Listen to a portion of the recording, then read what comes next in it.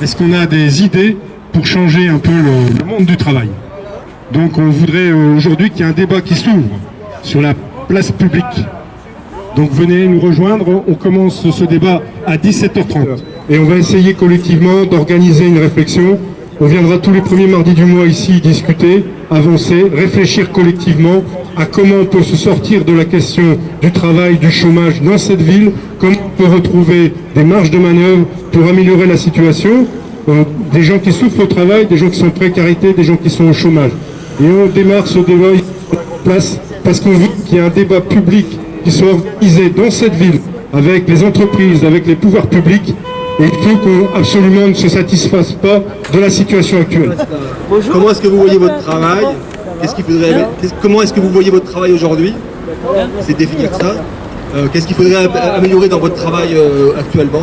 Des questions un peu générales. Est-ce que votre travail est utile aux autres? Est-ce qu'il est utile pour la société?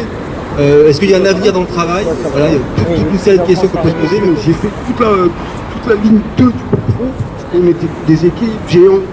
On était des équipes. J'ai pas fait ça tout seul.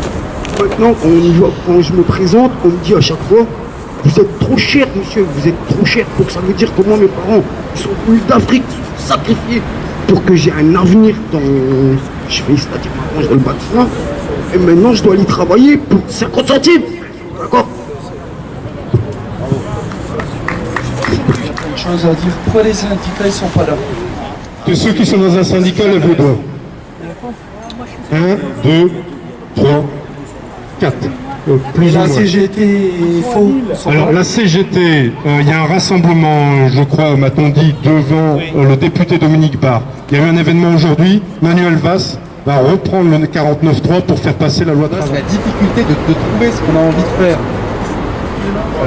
Et puis le passage des 18 ans, la majorité, vers un travail stable, on va dire, qui est extrêmement compliqué à faire. Et il y a un sentiment d'inutilité. De toute manière, on ne viendra pas nous chercher.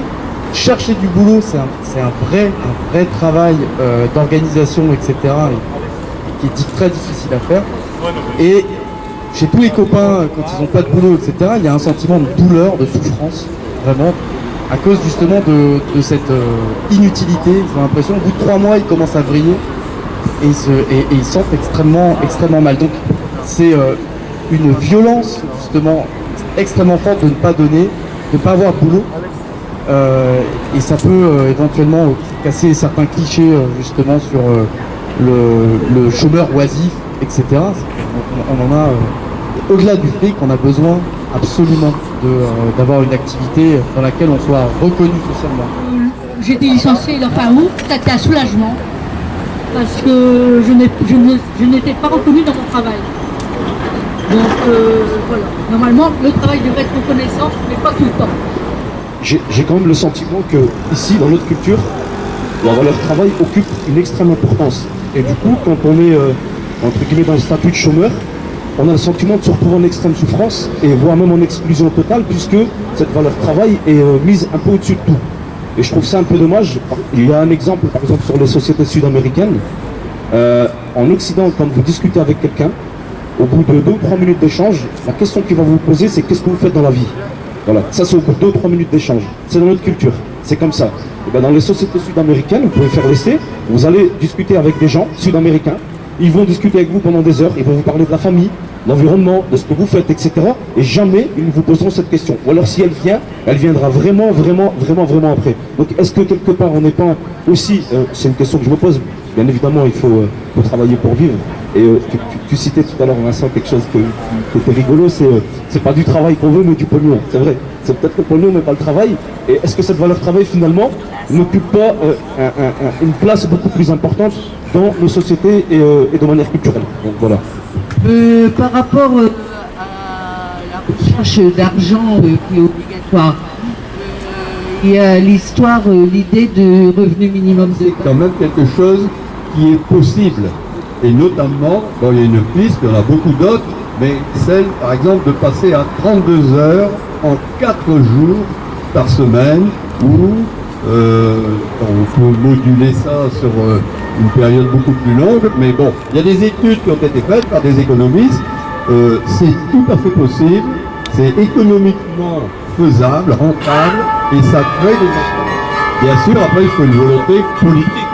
Hein, il faut un relais syndical. Et les thèmes qui sont développés au sein de l'université citoyenne et populaire, l'UPC, l'université populaire et citoyenne, pourraient dynamiser l'emploi sur Roubaix. Tout à l'heure, on a parlé du revenu de base universel. On peut aussi parler de la monnaie locale. Et il faut aussi créer une dynamique de proximité avec les commerçants sur plusieurs thématiques. Il faut absolument qu'on arrive à sortir de ce système, à développer les réseaux, le réseau local et l'humain.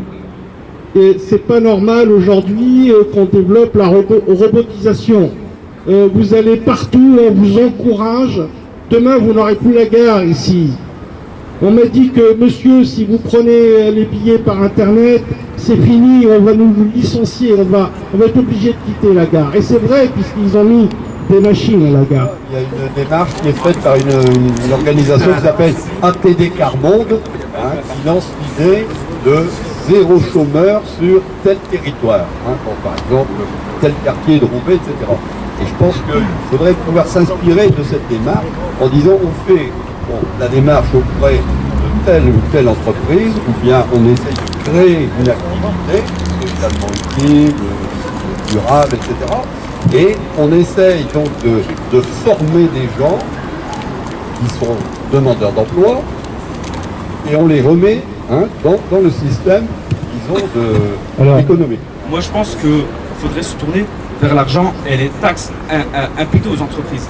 Car il faut savoir que l'État, que ce soit de manière locale, parce qu'une bonne politique c'est une politique locale, il faut savoir que de manière locale, il y a d'énormes taxes qui justement gênent ces entreprises pour l'emploi. On est vraiment sur la robotisation, c'est l'une des grandes œuvres du XXIe siècle et malheureusement on est rentré dans un système sur lequel on ne peut plus faire marche arrière. Donc la seule solution ce serait plutôt, comme disait le jeune monsieur, ce serait de s'adapter, de pousser un peu plus ses études et malheureusement on arrive à un moment où les personnes qui ont passé ces moments de formation à l'école ne peuvent vraiment plus rien faire.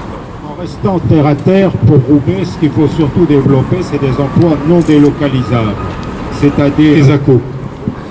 Principalement les travaux de transition énergétique avec la rénovation du bâtiment.